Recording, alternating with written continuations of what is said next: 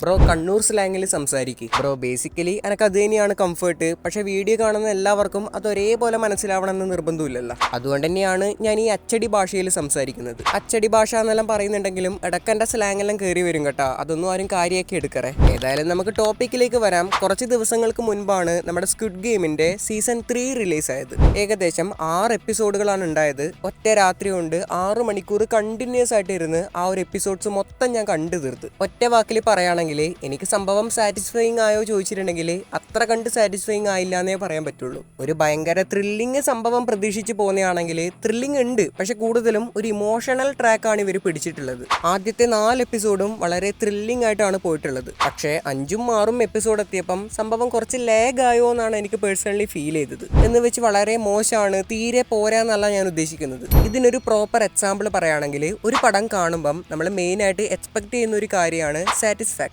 അതായത് നമ്മുടെ മോഹൻലാലിന്റെ ചെങ്കോൽ എന്ന സിനിമ, അതിന്റെ ആദ്യ ഭാഗമായ കിരീടം സിനിമയായിട്ട് കമ്പയർ ചെയ്യുമ്പം ഓവറോൾ നോക്കുവാണെങ്കിൽ ഒരു ഇമോഷണൽ ആയിട്ടുള്ള രീതിയിലാണ് രണ്ടാം ഭാഗമായ ചെങ്കോൽ എന്ന സിനിമ കടന്നു പോകുന്നത്. ആ ചെങ്കോല് കണ്ടപ്പോൾ വന്ന ഫീലാണ് ഈ ഒരു പടം കണ്ടപ്പം എനിക്ക് കിട്ടിയത്. പക്ഷേ അതുകൊണ്ട് ഒരിക്കലും അതൊരു മോശം പടമാണെന്ന് നമുക്ക് പറയാൻ പറ്റൂല.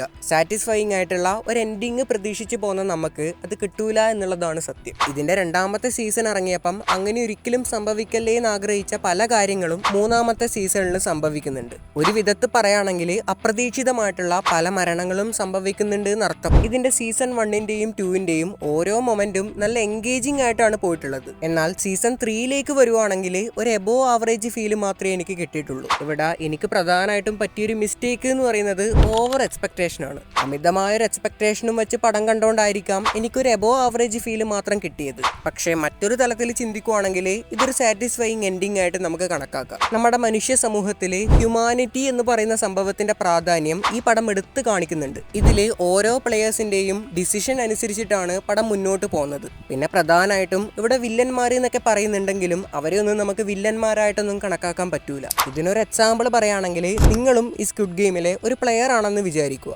ലോജിക്കലി ചിന്തിക്കുവാണെങ്കിൽ നിങ്ങൾ നിങ്ങളുടെ സ്വന്തം ജീവൻ കളഞ്ഞിട്ട് നിങ്ങളുടെ ഫ്രണ്ടിനെ രക്ഷിക്കാൻ നോക്കൂ. ഇപ്പം നിങ്ങൾ എന്ത് വീരവാദം പറഞ്ഞാലും ഗെയിമിലെത്തുമ്പം നമ്മൾ സെൽഫിഷ് ആവും. ഒരിക്കലും നമ്മൾ ആ ടൈമിൽ എൻ്റെ ഫ്രണ്ടിന്റെ ജീവൻ രക്ഷിക്ക് പകരം എൻ്റെ ജീവൻ എടുത്തോ എന്ന് പറയൂല. നായകന്റെ ഭാഗത്തുനിന്ന് ചിന്തിക്കുമ്പം ബാക്കിയുള്ളവരൊക്കെ നമുക്ക് വില്ലന്മാരായിട്ട് തോന്നും. ഇതേ കാര്യം നിങ്ങൾ വില്ലന്മാരുടെ ഭാഗത്തുനിന്ന് ചിന്തിക്കണം. നിങ്ങൾ ആലോചിക്കണം, സ്വന്തം നിലനിൽപ്പിന് വേണ്ടിയിട്ട് കൂടെയുള്ളവരെ കൊല്ലുകയല്ലാതെ അവർക്ക് അവിടെ വേറെ വഴിയില്ല.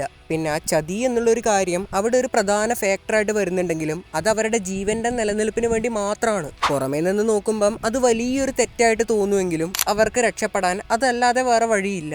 ഗാലറിയിൽ ഇറങ്ങി കളിക്കുമ്പം ഹ്യൂമാനിറ്റി എന്ന് പറയുന്ന സംഭവത്തിന് യാതൊരു പ്രാധാന്യവും ഉണ്ടാവില്ല. സീരീസിലോട്ട് വരുവാണെങ്കിൽ വലിച്ചു നീട്ടലൊന്നുമില്ലാതെ ഈ 3rd സീസണോടുകൂടി കാര്യങ്ങളൊക്കെ കംപ്ലീറ്റ് ആക്കിയത് എനിക്ക് നല്ല രീതിയിൽ ഇഷ്ടപ്പെട്ടു.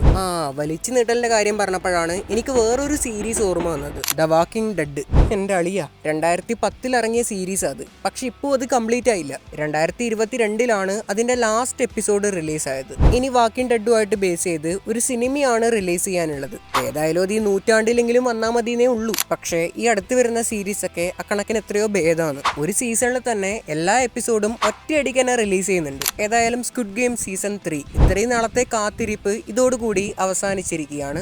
ഇനി ഇതിന്റെ ഒരു കണ്ടിന്യൂഷൻ ഉണ്ടാവുമോ എന്നുള്ളത് മേ ബി ചാൻസ് കുറവാണ്. ഇനി പുതിയ ക്യാരക്ടേഴ്സ് ഒക്കെ ആയിട്ട് പുതിയൊരു സ്റ്റോറി സ്റ്റാർട്ട് ആവുമോ എന്നുള്ളത് കണ്ടറിയണം. അല്ലെങ്കിൽ ഇതേ കൺസെപ്റ്റിലുള്ള പല പുതിയ വെബ് സീരീസുകളും ഇറങ്ങാൻ വേണ്ടിയിട്ട് ചാൻസ് ഉണ്ട്. ഒന്നും വേണ്ട, സ്ക്വിഡ് ഗെയിമിന് മുമ്പേ അതുപോലത്തെ പല പടങ്ങളും വന്നിട്ടുണ്ട്. അതിന് ഏറ്റവും വലിയ ഉദാഹരണമാണ് ആലീസ് ഇൻ ബോർഡർലാൻഡ്. പക്ഷേ സ്ക്വിഡ് ഗെയിം റിലീസിന് ശേഷമാണ് ഈ പടം അത്യാവശ്യം പോപ്പുലർ ആയതെന്ന് വേണം പറയാൻ. സ്ക്വിഡ് ഗെയിമുമായിട്ട് കമ്പയർ ചെയ്യുമ്പം അതിനെക്കാട്ടി എത്രയോ എൻഗേജിംഗ് ആയിട്ട് കൊണ്ടുപോകുന്ന ഒരു സിനിമയാണിത്. പക്ഷേ അതിന്റെ ബാക്കിയുള്ള സീസൺ ഒന്നും ഇതുവരെ റിലീസ് ആയിട്ടില്ല. അതേപോലെ തന്നെ ആസ് ദ ഗോഡ്സ് വിൽ എന്ന കൊറിയൻ സിനിമ. പക്ഷേ അതിനേക്കാളൊക്കെ എൻ്റെ പേഴ്സണൽ ഫേവറേറ്റ് ആയിട്ടുള്ള ഒരു പടമുണ്ട്. എത്ര പേര് ആ ഒരു പടം കണ്ടിന്യൂ എന്ന് എനിക്കറിയില്ല.